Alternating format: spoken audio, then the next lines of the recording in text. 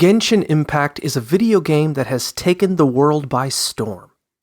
People may become addicted to the game and find themselves using it to the point where it interferes with daily activities.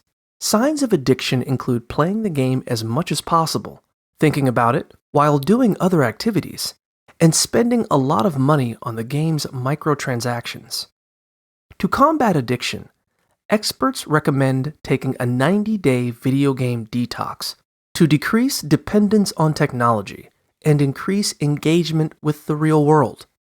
Signs of addiction include increasing stamina, eating more often to increase energy in-game, using every opportunity to play, and even dreaming about winning in-game rewards.